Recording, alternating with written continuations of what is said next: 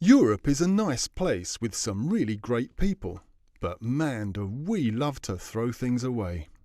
In fact, the average European junks about 525 kilograms of waste each year. I mean, that's a whole lot of stuff. And much of it really is stuff as opposed to waste. Useful stuff, worth money. All in all, it's just a waste of waste, isn't it? It's pretty hard on your back too. So, what can you do about it? Stay tuned. OK, so you've got your half a tonne of waste, which might not make you half a tonne of money, but it could make you some. And off we go. A lot of the stuff in the bag is pretty useful as it is. Some bottles just need a wash-up and a new cap. And old clothes and furniture come back into fashion before you know it. Some of it might need a bit of repair, but hey, that's job creation right there. Can't be a bad thing, can it? That's it, we're talking reuse.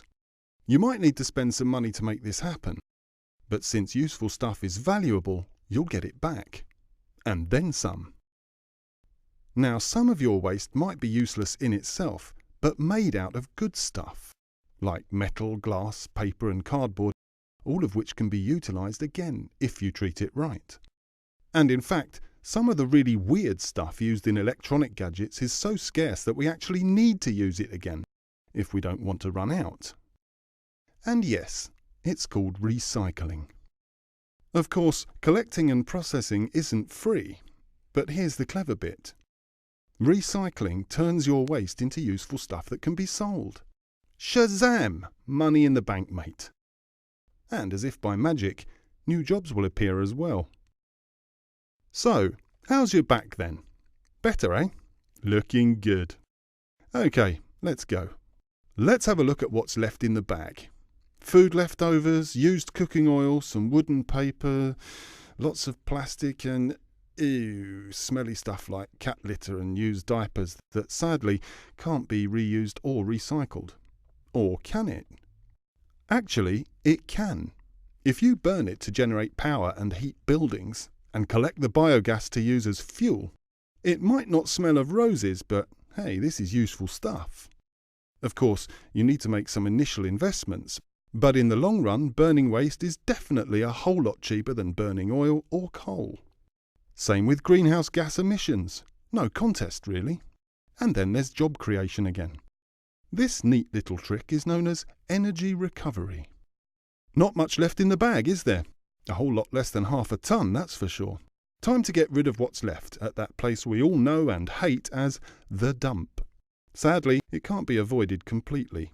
Some waste is simply useless and won't even burn. Ah well. Of course, you don't want poisons lying about, so harmful stuff needs to be securely destroyed or stored out of harm's way. Safety first, of course. And there's job opportunities there as well. But hang on a second. Do you really need to create that much waste to begin with? Come on, it's half a tonne for crying out loud. Of course you don't. We could all begin by actually eating the food we produce. Today, half of it goes into the bin somewhere along the line. I mean, that's just wrong. Another good idea is to steer clear of disposable containers and packaging. And why not try reading the paper online instead of on paper? And so on. The trick is to reduce the amount of stuff you throw away in the first place. So there you have it. And you know, the cool thing is that all this is being done all over Europe as we, or rather I, speak. For instance, in Norrköping, Sweden, 4 local fuel and power companies literally live off each other's waste. The stuff that one company discards becomes the next one's raw material. And round it goes. Brilliant. Meanwhile, in Hungary, a mushroom growing company have this really sweet sideline going. An electric power plant fueled by biogas made from mushroom scraps and used growing substrate that produces marketable green power. I mean, how clever is that? And in Cumbria in the UK, the county waste management people have worked with teachers and pupils to turn the Cockermouth School into a sustainable school. This is good news in more ways than one. Not only does the school chuck away a whole lot less than before, but the pupils have become expert reusers, recyclers and reducers in the process. And that's vital. After all, we're not born with sustainability skills. We all need to learn them. It's not like it's rocket science or anything, or it would be Stephen Hawking telling you this and not me. But still, knowledge is power. Green power. So, education and information is a big piece of the puzzle, no doubt. Costly, sure, but then again, you need to create jobs, don't you? I mean, let's face it, wasting your waste is such a waste. If you want to know more about waste as a resource, check out www.wastetoenergy.eu.